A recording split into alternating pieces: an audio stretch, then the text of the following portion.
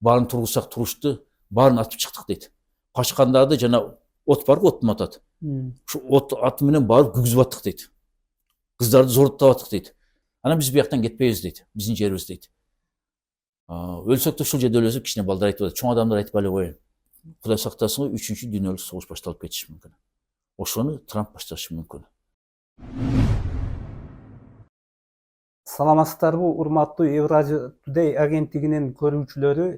Биз бүгүн Палестина маселеси боюнча белгилүү саясий ишмер, Кыргыз Республикасынын мамлекеттик кызматынын 1-класстагы мамлекеттик кеңешчиси, Кыргыз Республикасынын атайын жана толук ыйгарымдуу элчиси, 1-2 жана 5 чакырылыштардагы Жогорку Кеңештин депутаты, Кыргызстандын туңгуч акыйкатчысы Турсунбай Бакир уулуну чакырганбыз. Кош келипсиз биздин студияга, Турсунбай мырза. Ассаламу алейкум, рахматуллахи ва баракатух.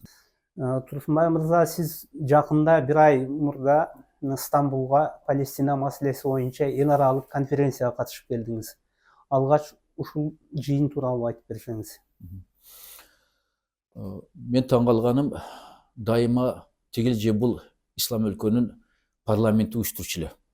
Бул сапар журналисттердин эл аралык уюму бар экен, Тавассол деген. Ошолор палестиналыктардан сурап, ким чакырсак болот деп, анан Борбордук Азиядан жалгыз мени чакырыптыр. Палестиналыктар өздөрү айтыптыр, СНГда жашагандар, шериктеш мамлекеттерде жашагандар. Анан 17 январда Стамбулга учуп бардык.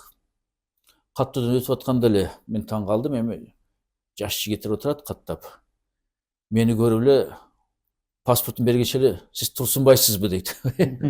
Турсунбаймын десем, сиз жакшы тааныйбыз дейт, рахмат деп ушундай ыраазычылыгын айтып кетишти. Анан жаныма орун басарымды алып алдым эле. Өз акчасына билет алып алды. Эми жаш жигит, баары партияны ушу жаштар өткөзөм, эркек партиясына. Ушуну үйрөнсүн деп эчитип алдым эле. Алды таң калды. Устаз дейт, баары сизди тааныйт экен дейт. Эми Кыргызстанда, Борбордук Азияда 2009 жылдан бери Палестинанын маселеси көтөргөн биринчи саясатчы болом дедим. 2009 жылдан бери. Ошондо буларды мени жакшы тааныйт экен деп. Ошондо 15 жылдан бери ушу көтөрүп жүрөт экенмин да. Анан ушул Тавассол уюм чакырганда жакшы кабыл алышты. Бүт уюштуруучулар менен жолуктум. Белгилүү араб журналисттер экен бардыгы. Анан араб эмес, жалгыз Европадан келди. Жаңы Зеландиядан, Австралиядан, Европадан, Америка Кошмо Штаттарынан, Туркиядан бүт ушул эл аралык тема жазган журналисттер экен баары. И бардыгы ушул Палестина темасын жазган журналисттер экен. Анан өзгөчөлүгү бул конференция мурда эми парламенттер уюштурганда Малайзия болобу, Иран болобу, Туркия болобу, биз сүйлөчү элек келген саясатчылар. Бул жолу бизге сөз бербеди.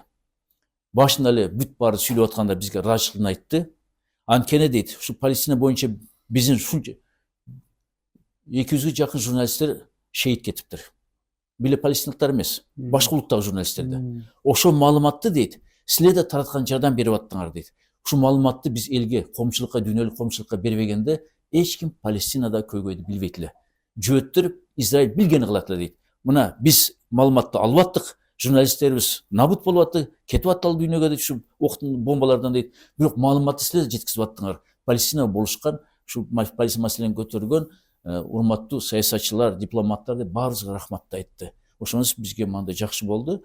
Анан дагы бир өзгөчөлүгү, алар темада баяндаманы берет экен, ошол мезгилде артында ошол журналисттин тарткан кадрлары экен, видео кадрлары.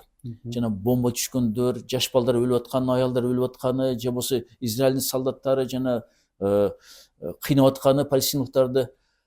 Ушул кызык болду да. Журналист өзү чыгып, тирүү болсо, өзү баяндама жасап, анан тасмасын көрсөтөт экен. Бирок танаписке чыкканда дейт, дагы көрүп койгула, бул шейит кеткен журналисттердин тасмалар деп бир узун дубал кылып коюптур. Бүт бар экранга бөлүнгөн экен. Еще дагы бир жакка киргизип коюптур, бир кана экен өзүнчө, кана кабинет.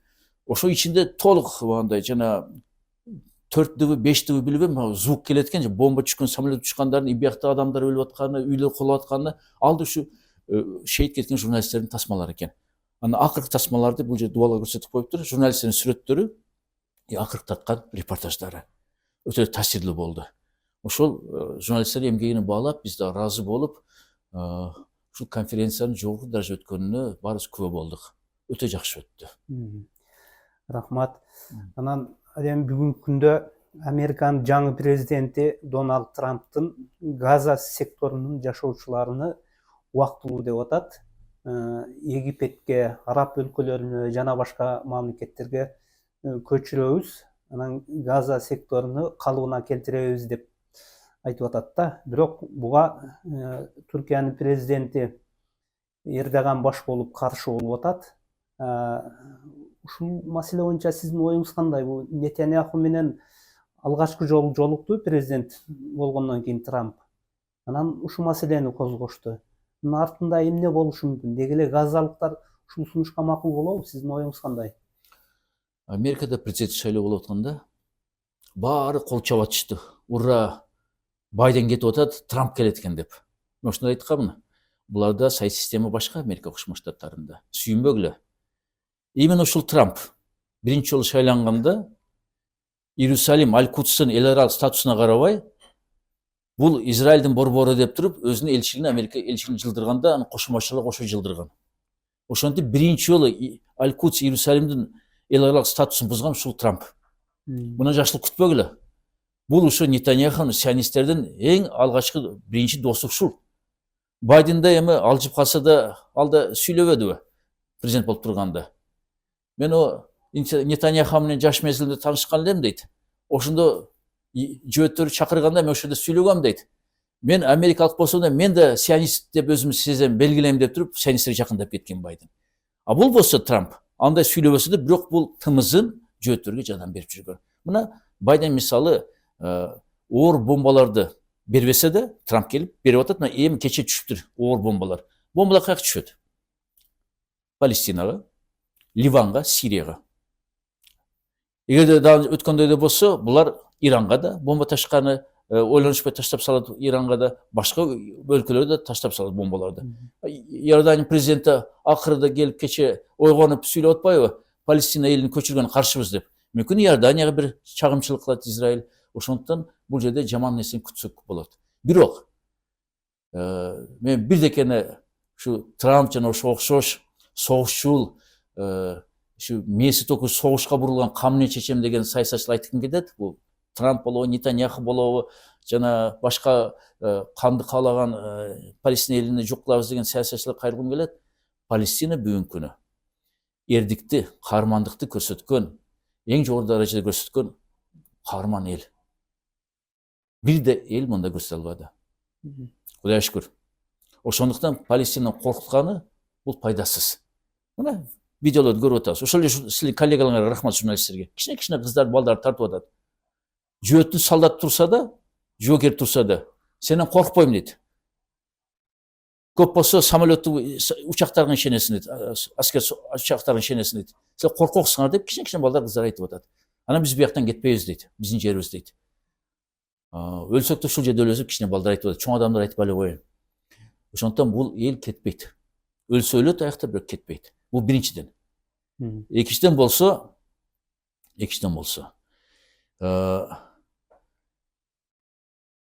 силер айтып кеткен Түркиянын президенти Эрдоган, мен айтып кеткен акыры ойгонгон Иорданиянын королу, анан Араб лигасынын өлкөлөрүнүн башчылары, Ирандын башчысы, бүт мусулман өлкөлөрдүн башчылары, бир мусулман эмес, христиан өлкөлөрдүн башчысы айтып атпайбы? Ирландия жана башка өлкөлөрдүкү. Жок. Башка Испания барды айтып атпайбы? Жок дейт. Палестиналыктарды көчүрүү мүмкүн эмес. Анда адилеттүүлүк бузулат. Палестина өз жеринде калып, тескерисинче биз 47-жылдагы Бирлешкен Улуттар Уюмунун башкы резолюциясыны 181 номердеги башкы резолюциясын аткарып, эки мамлекет түзүшүбүз керек. Израиль барбы, Палестина өз жеринде түзүшүбүз керек деп. Азыр болсо, силер айткан план боюнча Трамп эми нормалдуу эмес десең, ушунча эл шайлады аны. Же бул бийликке келип, жана көзүнө май басып, колунан бар жок келет деп кутуруп кеттиби? Гренландияны алам дейт. Мексиканы талашып атат штаттарына. Анан Канаданы бизге 51 Канаданы дейт, ооба. 51 штат болуп кошулду. Ооба, Канада жөнүндө айтып атат. Көз карандысыз мамлекетти. Эми Палестина айтып атат. Мен биякта дейт жана оюнузок бир майданча кылам биякта деп туруп. Эми карап көрсөң, сөзүнө жоопкерчилиги бар да. Кыргызстанда да ушундай мыйзам кабыл алынбадыбы? Мурда сөз эркиндиги деп баалашат эле. Мен айткан элем, токто. Бизге Махатир Мохаммад келип кеткенде 2011-жылы айткан эле. 3 нерседен кемчилиги бар экен. 3 кемчиликтин бири сөз эркиндиги бар, сөз жоопкерчилиги бар экен. Жок экен сөз жоопкерчилиги деп. Мына эми сөз жоопкерчилиги келип атат деп. Трамптан да нерсе жок экен, чек жок экен да. Мына эми палестиналыктар да айдайм ушуну кылам десе, анда чоң согуш башталат. Буга чейин Американын айтканын лаббай деп турган Сауд Аравияда бүгүн айтып атат жок. Эгерде палестиналыктарды көчүрсөңөр, биз Израиль менен эч качан дипломатиялык мамилени түзбөйбүз дейт. Башка араб өлкөлөрдө, Америка жакын өлкөлөрдө айтып атат жок. Палестина маселеси келгенде биз колдобойбуз Американы деп. Туркияда Американын базасы бар. Туркияда айтып атат, биз макул эмеспиз Америка менен деп. Ошондуктан бул болбогон нерсе, фантастика. Ушунча миллион адамды, 8 миллион адамды көчүрүү, билбейм муну кайсы акыл менен айтып атат буну. Эми айланасы эми албетте ханды хан кылган вазирлер деп атпайбы? Бүт сионисттер экен да. Ушу Израилди Нетаньяхуны жакшы көргөн саясатчылар экен да. Ошондуктан булар күнүнө айтат экен да. Дагы ушуну чечебиз, болсо Израиль капа болот, Израилди биз кеңейтели деп туруп, Израилден башка эч кимге ишенбейбиз. Биз чыгыш, жакынкы чыгыш өлкөлөрдө дейт, Израиль бизге керек деп, Израилди атайын ушуна колдошуп атат алар. Эми бардыгынан кызыгы мага президенттердин сөзү эмес. Мага Иран ислам өлкөнүн тышкы иштер министринин сөзү жакты. Укмуш сүйлөп койду. Трамп, сен Гренландияны алып атыпсың. Анан көрө жөөттөрдү шенин шаар көчүрүп кетпесиңби, жөөттөрдү маселе чечилет деп. Тынч согуш да болбойт эле деп. Эң жакшы сунуш. Палестиналыктар тийбей, анткени булар 4000 жылдан бери аякта бар. Филистин деген эл ушулар, тукумдары Палестин деп, өздөрү тилинде Филистин деп айтылат, ошо 4000 жыл мурда айтылгандай. Израилди булар 47-жылы көчүрүштү баштап, негизи Англия, Британия. Анан 4 мамлекет баарын алдап коюп, өкүнүчтүү анын ичинде биз туулуп, өскөн, иштеп, окуган мамлекетте анын ичинде бар Советтик Союз бар. Улуу Британия, Франция, Америка Кошмо Штаттары и Совет Союзу. Биз кепил болуп беребиз, эки мамлекет түзүлөт деп кой десе да болбой, мусулмандар кой десе да болбой. 47-жылы резолюцияны кабыл алып, бир да кепилдигинде турбады. Мына эми көчүрөм дегенде, мен айтам, эң жакшы жооп бул ушу Ирандын тышкы иштер министринин жообу. Гренландияны алам деп атат, алсын, аякта эл жок почти. Ошо жөөттөрдү көчүрсүн, анан кийин азыр айтып атпайбы, жөөттү коргогондор. Палестина чөл эле, эчинеке жок эле. Трамп да өзүнөн чыгып атпайбы? Жөөттөр келип дейт, ушу бизден Европадан келип дейт, Палестина чөлдү гүлдөтүп берди дейт. Көрдүңөрбү дейт? Кандай азыр гүл дейт, Израиль дейт, Палестина дейт. Анан кийин мына тышкары дейт, аякта акылдуу адамдар ушунча жаңы нерсени ойлоп чыгып атат, биз бүт адамзат колдонуп атабыз дейт. Мына дагы бир анда текшерели. Биринчи буларды Муса алейхиссалам пайгамбар текшерген. Мисирден Египтен алып келип, 40 жыл чөлдө алып адаштырып, акыры ушу Израилге алып келип, бир жолу ушундай текшерген. Ошондо да айткан, силер болгон эл экенсиңер деп. Силер Кудайга, жалгыз Кудайга ишенбей, бир торпоктун бирине таштан жасалган торпокко ишенип калдыңар, Кудайды унутуп дейт. Экинчи жолу буларды ушу Британиянын демилгеси менен, Улуу Британия, мандат ушулар деле да. Осман империясы кулаганда Улуу Британия алып туруп, анан кийин кой деп туруп, өзүнчө мамлекет түзөбүз деп, Улуу Британия бул чадак ишти баштаган. Эң негизги күнөөкөр ошол. Англия күнөөкөр.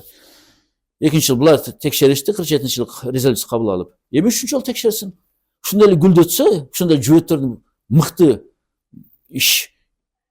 ишкерлер болсо, мыкты жаңы нерселер ойлоп чыкса, Гренландия бош жер. Муз. Ана ушу көрөлүчү Гренландияны кандай гүлдөтөт экен. Мен ушу Ирандын демилгесин колдойм. Анан Трамптын ойлонбой сүйлөгөн, анан айтканына аткарган өжөр экенин билебиз да. Анан болбой эле ушу күч менен көчүрөбүз десе эмне болуп кетиши мүмкүн палестиналыктар? Эгерде Трамп ушуна кыска ойлук кылса, анда чынында Украина менен Орусиянын урушу эмес, ушул жакынкы чыгышта уруш 3-дүнйөлүк согушка айланып кетет. Мгм. Бул жерде эстен чыгарышыбыз керек эмес. Биякта Россия, Орусия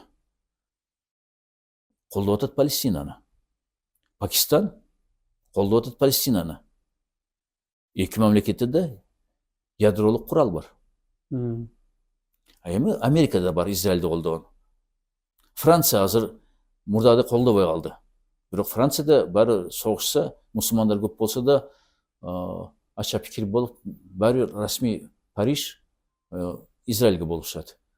Ошондо буякта уже 4 ядролук курал мамлекет согушка катышып атат, бири-бирине согушка. А бул жерде бир да эске алышыбыз керек, Израиль менен Индия жакындап кетти. Дагы бир ядролук мамлекет кошулуп атат буякта. Ирандын өз ядролук курал чогултканы аз-маз калды, жаратканы аз-маз калды. Бул жерде Кудай сактасын, 3-дүнйөлүк согуш башталып кетиши мүмкүн. Ошону Трамп башташы мүмкүн. Бирок мен ойлоп атам, Американын эли буга каршы болбойт, каршы турат деп. Мгм. Себеп Американ президенти лап деп сүйлөп койгону бир, экинчиси эли башка. Азыр мында ушуну тепнен кете берсе, эл өкүнүп, Американын эли мүмкүн азыр парламентте Американын конгрессинде уже депутаттары демилге көтөрүп атат. Трампка импичмент жарыялайбыз деп. Анда Трамптын иши чатак болушу мүмкүн. Мгм. Мгм. Анан мына Израиль армиясы Палестинаны Газа секторуну 500 күндөй, 1 жылдан ашык бомбалады. Бирок акыр аягында жеңилди деп айтсак болот.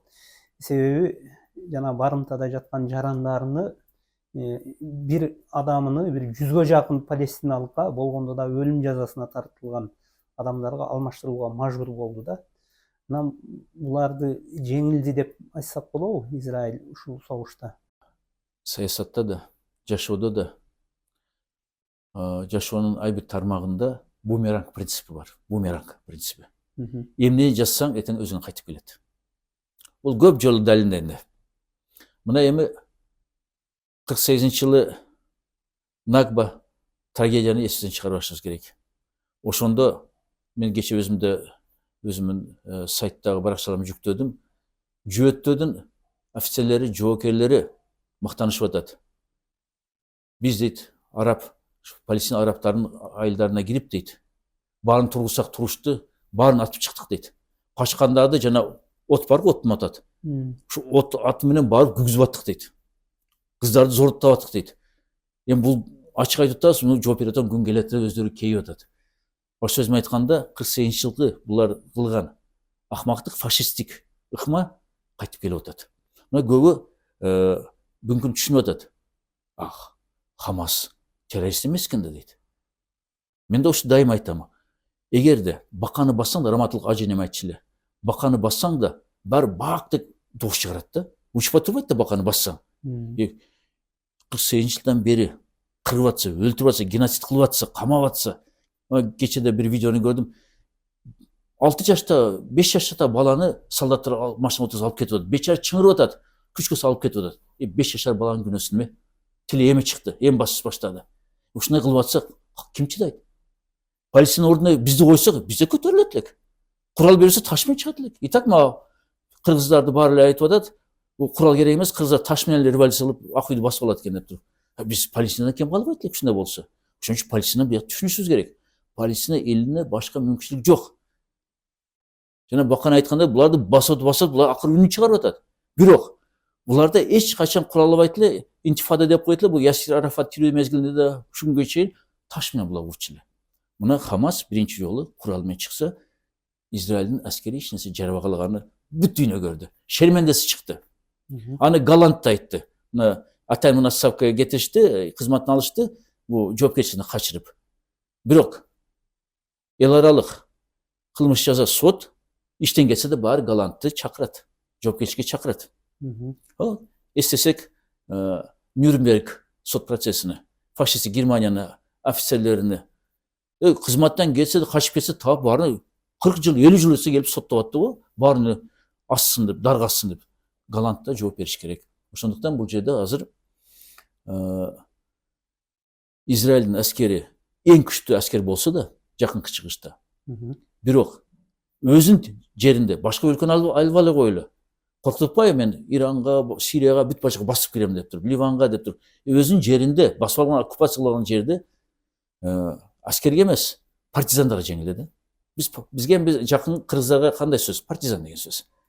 Анткени мен билем, биздин кыргыздарды пленден качып, Украина, Белоруссия, Орусиянын токойлорунда партизан болуп жүргөн. Ушул партизандык ыкма менен жеңип коюшту аскерди. Анан эми алмаштыруу боюнча. Аргасы жок.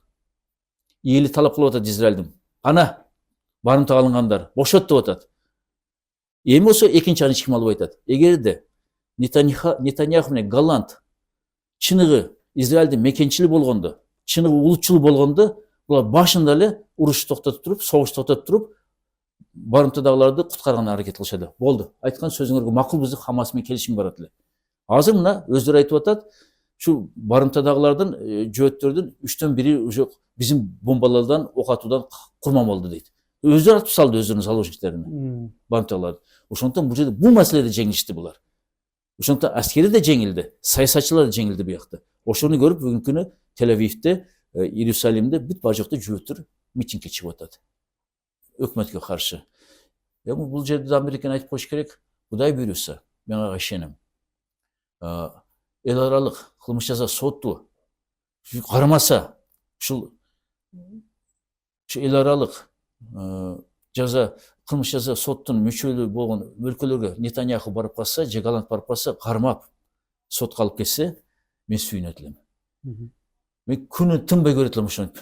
Качан ушу дарга асат экен деп туруп. Ошол күн келет, иншалла. Эми азыр сөз көтөрүлүп атат. Эми бул эл аралык кылмышкерлерге дагы бир кылмышкер кошулушу мүмкүн, Дональд Трамп. Анткени бул жана кече айтып атпаймынбы? Оор салмактуу бомбаларды Израилге берип атат. Акчаны көбөйтүп атат Израилге жардам берүүдөн. Колдоп атат Израилдин планын жана Палестинаны элден бошотуп, бир ойной турган бир зона кылам деп туруп, же Палестинаны полностью айдап чыгарам деп туруп. Бул нерселери эми Нетаньяху жакса жагат, дүйнөлүк коомчулукка жакпай атат. Дүйнөлүк коомчулукка вообще жакпай атат. Христианга да жакпай атат. Керек болсо Түштүк Корея, Жапония, буддисттер, аларга да жакпай атат бул нерсе. Европа мамлекеттери деле каршы чыгып атпайбы? Ооба да. Анан ошо эл аралык кылмыш соту Израилдин өкмөт башчысы менен мурдагы сиз айткан коргоо министри Галландка кылмыш ишин козгоду да. Ооба. Трамп келип ошо эл аралык кылмыш сотуна санкция киргизип койду да. Анан бул канчалык мыйзамдуу? Бул эми чектен чыккан акмакчылык. Мен бир анекдот айтып берейин деп атам мен. Токойдо айбандардын рестораны бар экен, жаныбарлардын. Анан коен келет экен. Кирип алып айтат экен, кимер кыйынсыңар, жүргүлө. Бирме бир чыгабыз дейт экен, мушташабыз дейт экен. Анан түлкүнүн ачуусу келип, акмак, качан бир кыйын болуп калдык, чыгат экен. Бир малда сыртта тарс-турс болот экен, анан кийин шылкыйып түлкү келет экен, коен болсо жеңүүчү катарын келет экен. Дагы ким бар десе, токто. Сазаң мен берем деп карышкыр чыгат экен. Карышкыр чыкканда тарс-турс, анан кийин карышкыр шылкыйып келет экен, коен кайра жеңүүчү болуп келет экен. Дагы ким бар десе, аюу чыгат экен. Кайра тарс-турс эшикте баары кулак салып атат да, кайра эле шылкыйып аюу келет экен, коен кайра жеңүүчү. Баары пысып калат экен да. Болду коен, сен кыйын экенсиң деп туруп. Аны эшикти ачып айтат экен, ке досум, кир дейт эми. Биздики болду деп. Караса, сыртта арстан бар экен. Жаныбарлардын падышасы. Нетаньяху да Америка ушуна ишенип атат. Бүгүнкү күнү Америка Трамп колдобой койсо, ошо коенун кейпин кийип калат. Коркок жөөттөр. Америка ишенип атат. НАТО ишенип атат. Бирок NATOнун бүгүнкү көп мүчөлөрү, өзүң айткандай, Европада мүчөлөр каршы болуп атат ошол Американын планына, жөөттөрүнүн планына. Америка азыр жалгыз колдоп атат десек жалгышпайбыз. Эми мажбур Англия болду дейт. Эми баары булар англис тилинде сүйлөгөн мамлекеттер, королевасынын мандатына кирген мамлекеттер, Америка, Канада. Бирок Канада азыр каршы чыгып атат ага. Ошондон бүгүнкү күнү Америка Кошмо Штаттарынын президенти Трамп кокустан жок болсо, башка президент келсе, эми системасы өзгөрүш кыйын, но мүмкүн бир адилеттүү адам келип калса, адилеттүүраак десек туура болот. Адилеттүү эмес, адилеттүү падыша болбойт эч качан Америка Кошмо Штаттарында. Адилеттүүраак бирөө келсе, адамгерчилиги көбүрөөк адам келсе, Израилди колдобой койсо, Израиль урушуу менен бүтөт. 47-жылы кандай түзүлсө, ошондо жок болот. Эми Курани Каримде айтылгандай, ай бир дарак, ай бир көчөт, ай бир таш баары акыретке жакырыраак айтат. Мусулмандар мен атына жөөт катынып турат. Мына деп туруп айтып турат. Ага чейин болсо биз билебиз, Палестина эли бар болот, Сирия бар болот, Ливан бар болот, бүт айланасы мусулман өлкөлөр бар болот. Бир ынтымак чечишпей атат. Өкүнүчтүү. Ошондуктан бүгүнкү күнү Америка санкция киргизгенде эл аралык кылмыш жаза сотуна. Ал көп өлкөлөр мүчө дагы. Кыргызстан да мүчө ошол уюмга. Бар айтыш керек, токто. Сен кандай акың бар? Булар териштирүү жүргүзүп, күнөөсүн далилдеп, буларды аскери кылмыш деп далилдеди деп туруп. Трампка айта албай атат эч ким. Эч ким айта албай атат. Бир мамлекет азыр мына бизде өкүнүчтүү бир полярдуу дүйнө, эгерде 2-3 полярдуу болгондо аны оозун басып салат. Мурда Совет Союз бар мезгилинде өкө тирешип коркот эле Америка. Азыр жалгыз болуп калбады. Ошондуктан азыр баары ушул түзүлөт деп атам, экинчи полюс. Бул Россия, Кытай, Иран булар түзүлүш керек. Болбосо Америка кутуруп, мындай акмактар бийликке келсе ушундай боло берет. Ошондуктан экинчи полюс сөзсүз керек. Бир полюс экинчи полюска коркуп туруш керек. То есть бири-бирин тартып туруш керек булар. Американын бийлиги ошондон да. 3 бийлик тармагы бири-бирин тартып турат. Дүйнө боюнча андай болбойт да. Американы эч ким ойдой албай атат да азыр. Ошон үчүн Бийлешкен Улуттар Уюмунда кутуруп атат алар. Жакшы чечимдерди өлкөлөр көтөрүп чыгат, Палестинага болушуп. Америка дош берип койт, блок кылып койт, болду ошо менен. Израиль бияк сүйүнүп айтат, болду. Өтпөй калды сумушуңар деп туруп. Ошондуктан бул жерде мен күч кубат каалайт элем, биринчи кезекте ошо эл аралык кылмыш жаза сотунун мүчөлөрүнө. Эң негизги анын прокурору Каримханга. Азамат экен, Аллах разы болсун. Бул Америкадан коркпогон, санкциясынан коркпогон, бирок чынчылдыкты көздөгөн. Ушу бейишке барат демишин адамдар. Коркпой туруп берди. Анан башка соттору, ушул эл аралык соттун мүчөлөрү азамат экен. Объективдүү карап, чынчылдык карап материалдарды чечим чыгарышты. Нетаньяху менен Галантты камаш керек, соттош керек деп. Барекелде алар. Эми Америка канча аракет кылса да эми көп болсо Американ президенти 4 жыл турат. 4 жылда Кудай буйруса эл аралык кылмыш жаза сот чечими атка кайтарбайт да, жокко чыгарбайт да. Айтып Каримхан коркотун адам эмес. Соттор коркотун адамдар эмес экен алар, чынчылдар экен алар. Ошондуктан ал Трамп эми 4 жылдан кийин бар болобу, жок болобу, ага чейин жок болобу. Бул чечимди баары ишке ашырышат. Жана неме болуп атат да, пендедей. Бир падыша ким эшегим сүйлөтсө бир кап алтын берем дейт. Болбосо барыңар башыңарды ала берем дейт. Анан эч ким сүйлөтө албаганда баары каза боло бергенде, башын ала бергенде эл апенди келет. Эй кожо Насырдин, бизди куткарчы дейт. Болбосо баарыбыз кырпте турам болсо, болду дейт, барат падыша айтат. Бул урматтуу падыша дейт, эшең мен сүйлөтөм дептир. Ооа деп падыша, наконец-то бирөө келиптир дейт да. Бир кап алтын сеники дейт. Жарым падышачылыкты берем дептир. Макул дейт. Только мага дейт 5 жыл бергин дейт. Бул эшек да дейт, муну сүйлөтүш кыйын дейт. Макул дейт падыша. Анан падыша сарайына чыгып кеткен эл айтат, жиндисиңби? Кантип сүйлөтөсүң эшек? Сүйлөтөсүң, кантип сүйлөтөсүң? Сен өлтүрөт го, башыңа алат койсо. Өзүңөр жиндисиңер дейт. Анткени 5 жыл ичинде же мен өлөм, же эшек өлөт, же падыша өлөт дейт. Ошон үчүн там 4 жылдан турабы турбайбы Кудай билет. Ошондуктан эл аралык соттун чечими баары ишке ашат.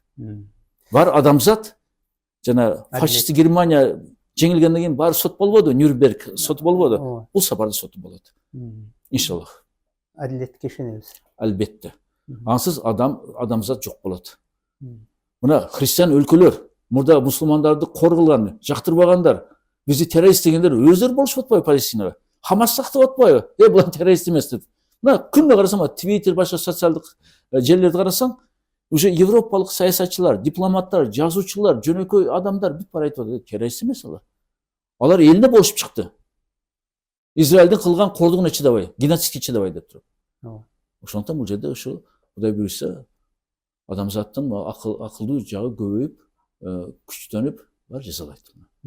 Кылмыш жазасыз калбайт. Анда рахмат Тутмай мырза, келип бизге маанилүү маек куруп бергениңиз үчүн.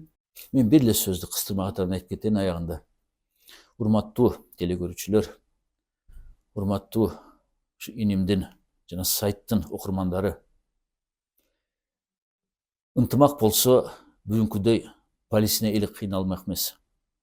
Бүгүнкү күнү Палестинаны геноцид кылып аткан Нетаньяху жана анын колдоочулар, Американ президенти болобу, башкалар болобу, кутурмак эмес. Ынтымак керек бизге. Ошону мен кайра чакырып кетет элем. Мен көп жолу эл аралык конференцияга катыштым. Бүгүнкү күнү мусулмандардын бөлүнө турган күн эмес. Палестина жалгыз маселе мусулмандардын баарын башын бириктирет. Бир бололучу. Бир тууган Палестина элин коргоп чыгайлычы. Мына кече биз студенттерге, Ош университет окуп аткандарга акча чогултуп, контрактын төлөп койдук. Кудайга шүкүр, Рамазан айга чейин үлгүрдүк. Бүгүнкү күнү өздөрү студенттер ыраазы болуп, көбүнө почти баардык ата-энеси шейит кетип туракты. Үйлөрү жок. Палестина банктар иштебейт. Бирок мына кыргыздар биз уюшуп жардам бердик. Ошондой эле дүйнөлүк чөйрөдө мусулмандар биригип туруп, мейли шия болсун, мейли суннит болсун, мейли Америкада мусулмандар болсун, мейли Россияда орустар болсун, мейли Борбордук Азияда же арабтар болсунбу, түрктөр болсунбу, баары башын бириктирип катуу турсак, Трамп эч нерсе кыла албайт. Нетаньяху тем более согушун токтотот дароо. Ал көрүп турат, мусулмандар ыдырап, бири-бирин колдоп атат, ошондо кутуруп атат булар. Ынтымак бололу, биримдикте бололу.